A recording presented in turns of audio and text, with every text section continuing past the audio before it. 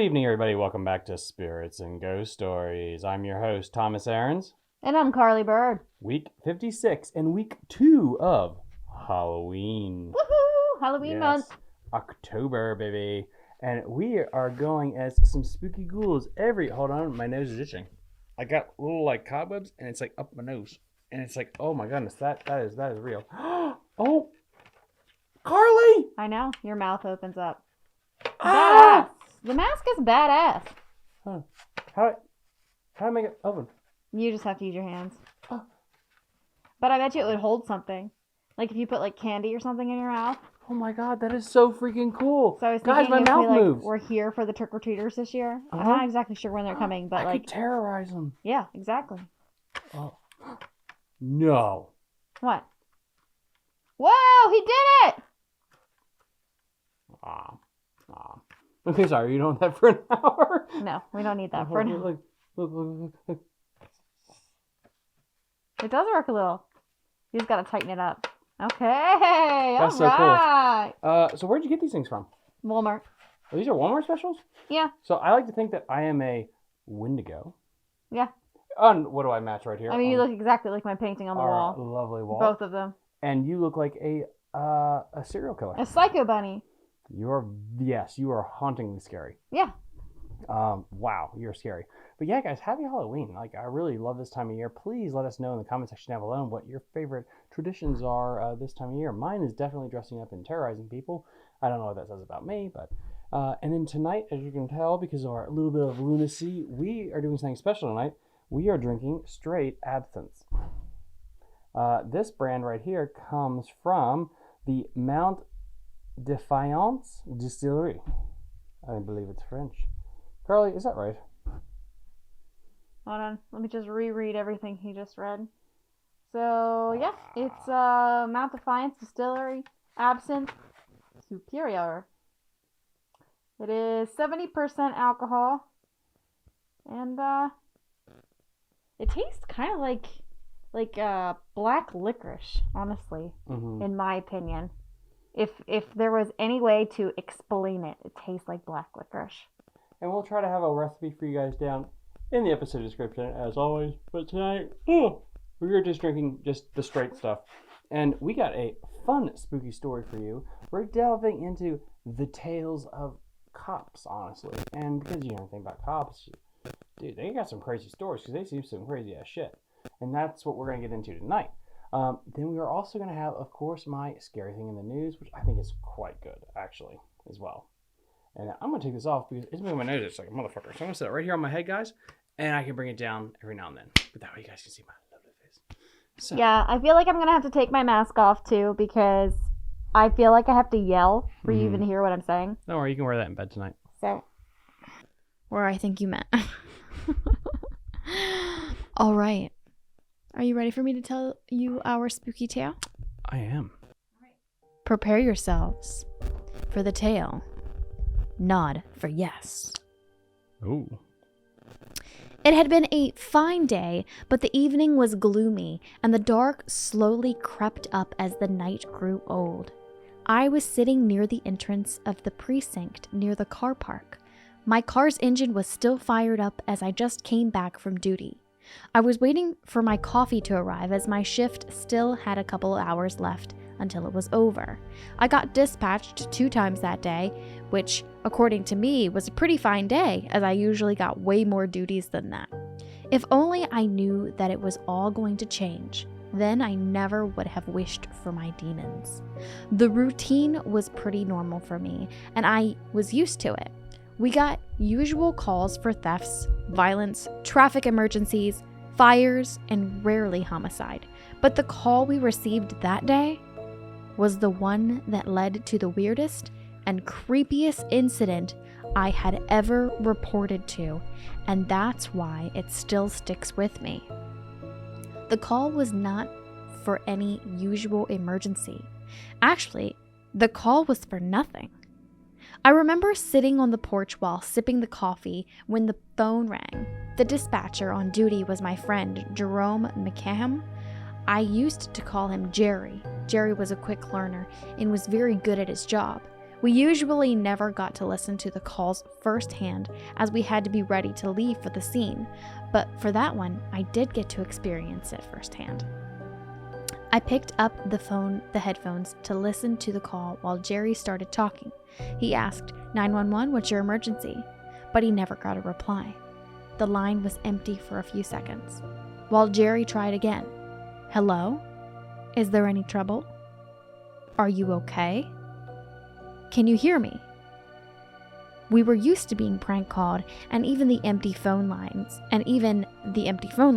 but it was a rare sight for it to happen at this hour of the day, as we were close to midnight. We even had instructions to hang up a call and not to keep the line busy for too long if the other side doesn't respond. So Jerry had to hang up the call, but without wasting the time any further, he started looking up for the location of the call. If we don't get a response from the caller, we usually check up the location of the call for any potential emergencies in the area, and we do a wellness check, and that's what we did. We radioed for an officer to reach the location, but none of the officers were close enough to the location as compared to us. So naturally, I had to be dispatched for the place and received the whereabouts in the computer of my car. Oh boy. I was on my way to the location through the quiet passages, which were otherwise very busy roads jam-packed with traffic. There were no sounds, and I couldn't even hear the engine when the windows rolled up, and the only voice I was hearing was Jerry's voice through the radios. He confirmed that there are no previous incidents from the location I was heading to, and I would be quite safe. I wasn't even stressed about the potential encounter before this information, but now I doubted my gut. It was as if that Jerry put a seed in my head, which rapidly turned into a tree. I like to blame that on Jerry, but deep down, I think I had the same thoughts as him all along, which only surfaced on this statement. I shook it all off and traveled the rest of the way, trying to think about anything else. I reached the place, which was a house on a pretty normal neighborhood. I parked the car, and I wanted to bust into the place to check for any potential dangers, but I decided otherwise, which was probably a good call. Probably really smart. I instinctively knocked on the door, and in a moment, a lady opened the long wooden door.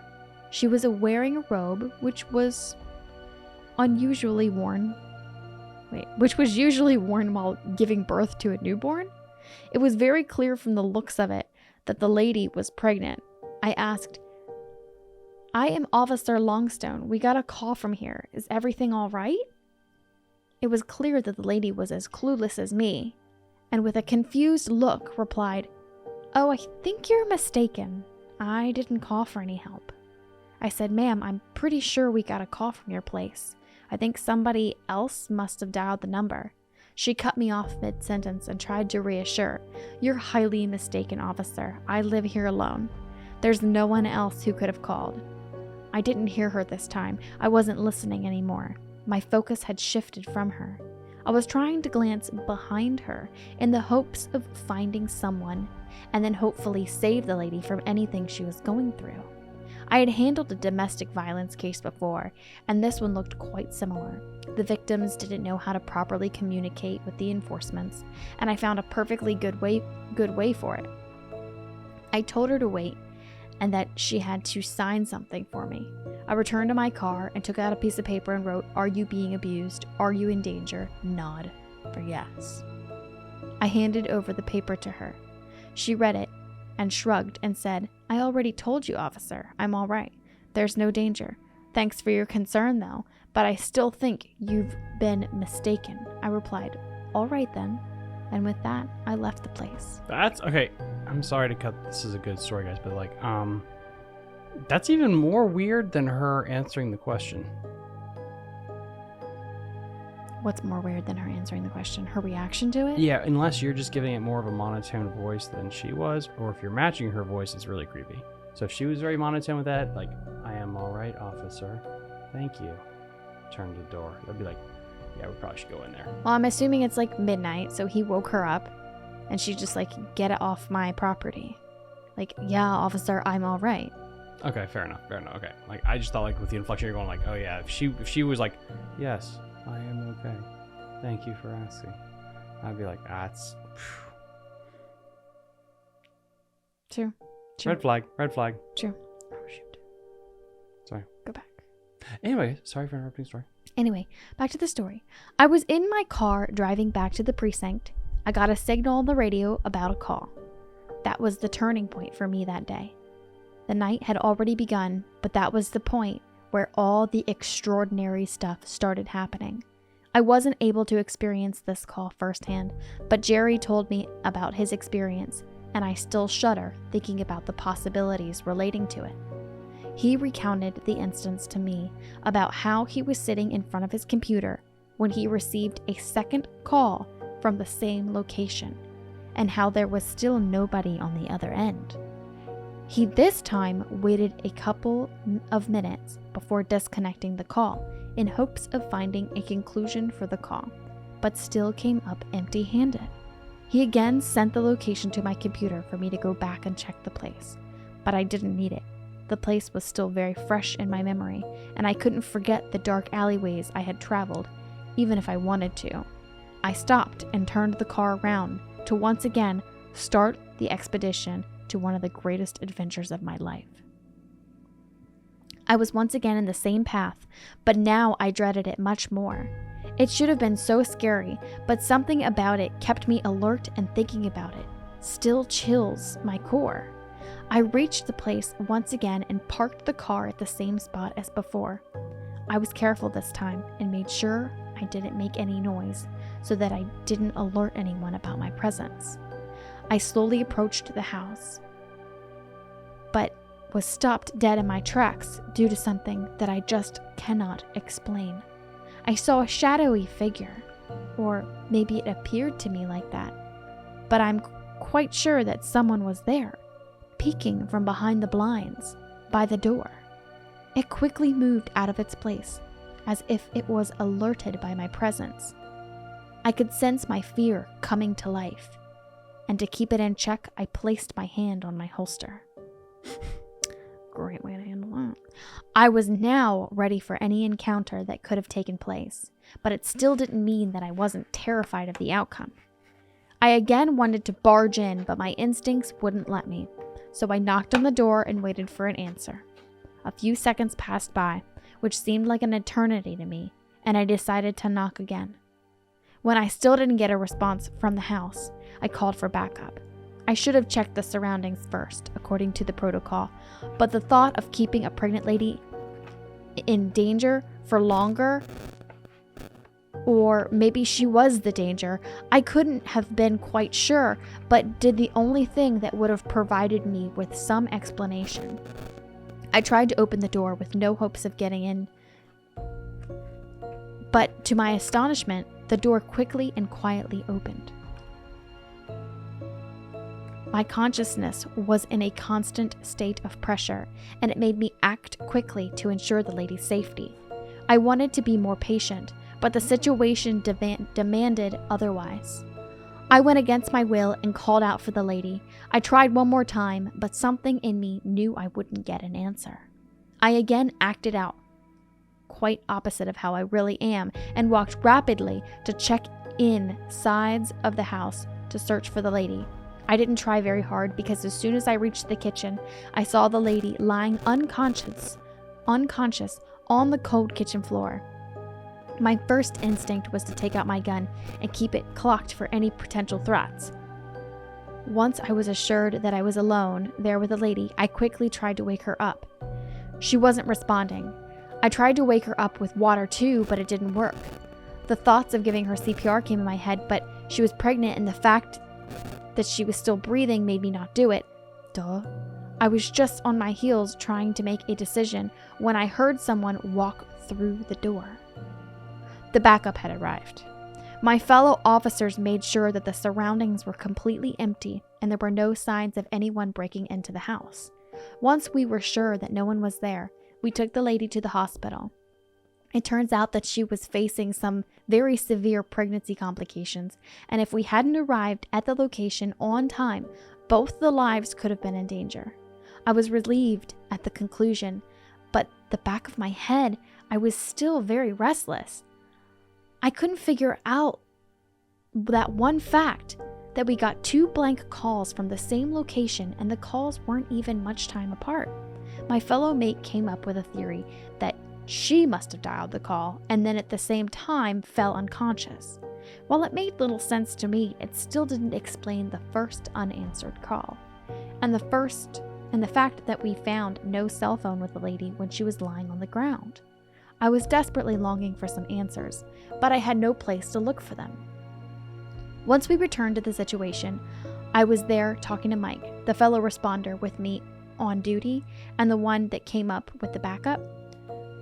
I was there explaining to him about my weird experience. He said, "Hey, Mikey, what do you think about last night?" "The weird lady incident," he quickly replied.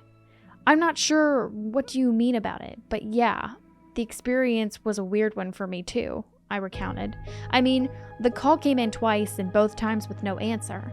I was the first responder on the site, and then I saw something that, I don't know." Mike was jumbled and keenly asked, "And then? What happened?" I continued, "I don't know, I just thought someone else was there too.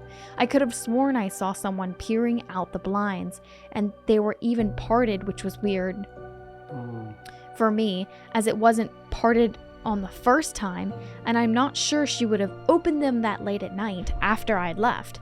I paused for a bit. The look on Mike's face told me that he was waiting for me to continue, so I did.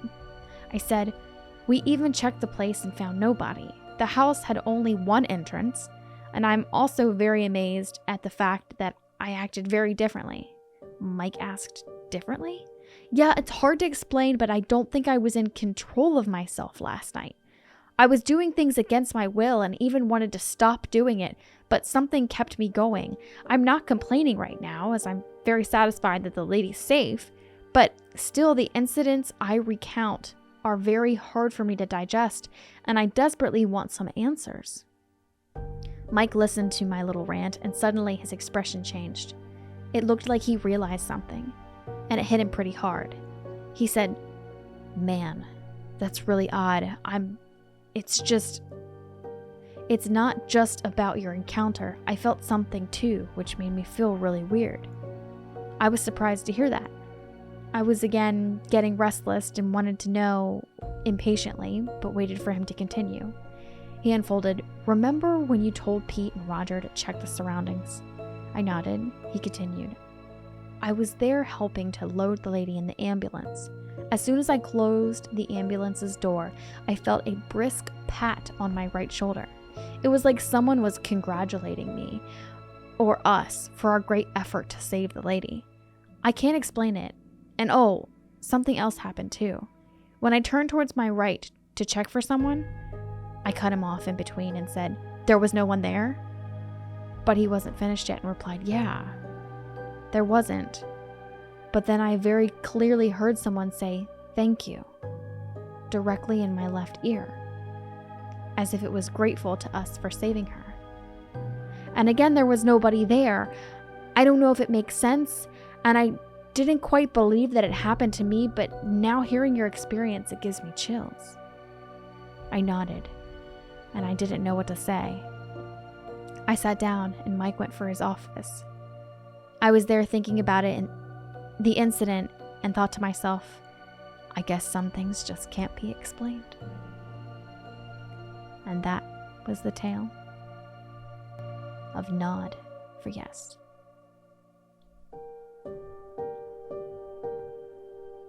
Dead relative? Yes. Probably Grandma died in the house. She was keeping her granddaughter safe. That's my only explanation. That's your headcanon for what happened? Yeah. That's your story? Yeah. That's what headcanon means. Anyway, if you give a pregnant lady CPR, is that like punching a thing of toothpaste with the cap off? No, but I think it does kill the baby. Most likely. For all of our doctors and nurses out there, can you give a lady CPR, or does that just pop the baby out? It doesn't pop the baby out. That's not how that works. I don't know. I'm not a doctor. You are. So, but that's a really good story. Really creepy. What's really cool about that is like how you have the cops there really like collaborating with what actually happened there. Like it's not just one dude, it's multiple people there, which makes it even more scary because it was just one guy. It's like, all right, whatever, you're full of shit. Right. Like you're full of shit. It didn't Yeah. happen. But the fact that multiple people all felt like the same thing, like with the whole pat, Mhm. but it's like not even like a hit or a smack. It was like a reassuring pat of like you did the right thing, and then you turn around and there's nobody there. Yeah, do you think the mom and the baby will actually have a good life, or are they going to end up doing like heroin and stuff? And Oh no, like, they're gonna have a great life because they were saved by dead grandma. And that's how we're going to leave that because Tommy knows not to touch that one. Now it is time for scary stuff in the news. Tommy's favorite segment, and he's really good at it. We are going to Ohio cities with the most ghost sightings. Seth and Kayla. Ooh. We're talking about you. Ooh. So in this article, which is very interesting because this thing was published this week, actually, believe it or not. I can't believe I found this. This is timely with things that are going to go on here. Here's what we found. As expected, your odds of a ghost encounter on a given day in Ohio is very slim, though your best bet would be to try the southwest part of Ohio. They determined that Springfield, Ohio was the city in Ohio where ghost hunters are most likely to find and have success. Why? And this goes into some data and stuff. And then ranking second in the state is Hamilton, Ohio at 1.35%. Then at Youngstown, where you have just slightly above a 1% chance of seeing a ghost. And then it goes into this article here that I thought was fun, which is the top 5 places in Ohio to see a Bigfoot. Yeah. And so we have some friends that live out there, and it's really interesting. You guys have a lot of cool things actually in Ohio. You guys complain a lot, but look, you got like top 5 places to see a ghost, top 5 places to see a homeless person, a Bigfoot. There's a lot to do out there. And so the top 5 places, let's just go with just the number 1, number 2. I think that's kind of fun.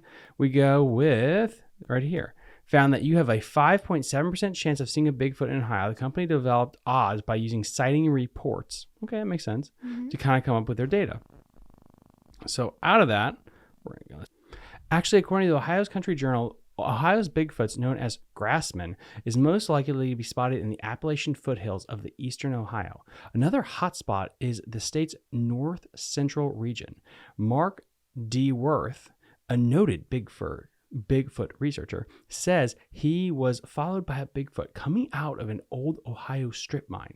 2 hikers also saw Bigfoots in Salt Fork State Park. Think Ohio isn't Bigfoot crazy? On August 5th and 6th, Logan, Ohio, 5th and 6th, Logan, Ohio will host a Hocking Hills Bigfoot Festival with presentations, local cuisines, a meet and greet with professional Bigfoot hunters. Wow. Ladies and gentlemen, this is not just a one day. This is a 2-day event. Whoa. They have 2 days worth of stuff. Whoa, a whole weekend. As Ohio now is offering an A, B, and C sports betting license, it should be noted that there is also an A, B, C type of Bigfoot sightings. Class A, the source saw as Bigfoot, is sure it was a Bigfoot. So Class A is 100% Bigfoot. Class B, the source saw a Bigfoot, evidence maybe, such as Bigfoot prints, aka like a Bigfoot, something like that. Class C is my friend said he saw a Bigfoot. So a Class A means 100% you saw a Bigfoot. A Class B is you might have some proof maybe, but you didn't see it, but you think you have proof of it. And Class C is like, well, my friend Frankie said like he saw one. Now, this is the cool part though of this article that I wanted to bring up is the fact that they have a map of all the Bigfoot sightings. Oh, how cool. So Look at that. if you can tell here, guys, I'm going to make this a little bit bigger here. So red is over 400 plus sightings. Whoa. Yellow is 0 to 50. I think California and Washington's full of shit. I think it's interesting that Wyoming, but yeah, it's Wyoming. Yeah. Mhm. What am I saying? Wyoming has the most sightings in California, but why doesn't Oregon? It would make so much more sense if Oregon also did, because that would be all the Sierra Nevadas. Right. Oregon is only the second though. So look at it though. Wyoming is the bottom. He's not the top because it's yellow, right? So Wyoming is the least amount of sightings. So the most amount of sightings, Red is the most. yeah, is Washington and California. Those are the only 2 red states. And then dark green is Oregon. and the dark green is the second most sightings. Yeah, but it's weird. 204. like these three aren't red. Yeah, because you'd think that all that's Oregon would be red as Yeah. well. Yeah. But then what's also really interesting about this map is Virginia. Oh my gosh. West Virginia. Okay. West Virginia's got about 100 to It's the 200 middle. sightings. Ohio has 200 to 400 sightings. Mhm. And then anything in red has 400 plus sightings. Oh wow, you're right. Ohio is the same number as Oregon. Interesting. That is really interesting. And Then Texas is too. Michigan Michigan also has the same one. Michigan is right up here, I see it. Yeah. Wow. which is really interesting to me. And then you look at the states that really don't have a lot of sightings. Honestly, it's really, I think, again, very fascinating that it's like North Dakota, South Dakota, Kansas, like those strip states right down the belly of America, like you'd really think is like the cut through, like straight down the middle, all are about the same, where it's about 0 to 50, not a lot of sightings. Wonder how much this has to do with the mountain range and amount of woods. Interesting. But if that was the case, Why Florida? Why Florida? But again, that's the swamp thing. That's a swamp man. Okay. You have a lot of Everglades. That kind of makes sense. Oh. But to me, it's like, okay, it's about places that there's a lot of territory that is not developed, whether that is mountain ranges, woods, swamps, whatever. So with that hypothesis, Washington makes sense. You're way up there. You're near Canada. That's right there at the Sierra Nevadas. Okay, Sierra Nevadas start in Alaska. They go all the way down into Central America. So you have that area. Why is Oregon not as high then? Number 2, Appalachia. Ohio is bright green. Dark green. Right, dark green. It has a high count for the East Coast. And yet, nowhere else in that Appalachian area does it have the same amount, which is very unique to me. I would think like for this map to really pop to me, I would think anywhere that there's a mountain range, you would have a lot of sightings all the way down through there. Right. Like I would have assumed West that it would Virginia, continue through West Virginia for North sure. Carolina, South Carolina, Georgia, Tennessee, Kentucky. Yeah. I thought that whole area would definitely have a lot more sightings. Oh, maybe that little piece of Maryland there. Yeah, I'm shocked. Yeah, that to me really blows my mind there. But the fact that Michigan's dark green too.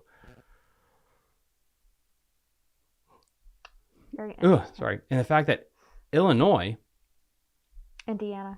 Indiana, sorry. Wow, I don't know how I got that wrong. But Indiana has like 0 sightings, but then it's straddled by like 3 states that have a shit ton of sightings. Right. That's weird. That is really weird. I don't know. That to me is like, I don't know about this. And Texas of all accurate is places, this map? Texas has a shit ton of sightings. I know. You know, right? they're gonna shoot anything they see, right? I think Texas has a lot of sightings because they are the type of people to believe in him. Well, but don't necessarily. Here is the gambling stats. In Washington State, you have a 12.7% chance of actually seeing a Bigfoot. Odds are plus 687. California, 8.2. Florida, 6.2. Ohio, 5.7.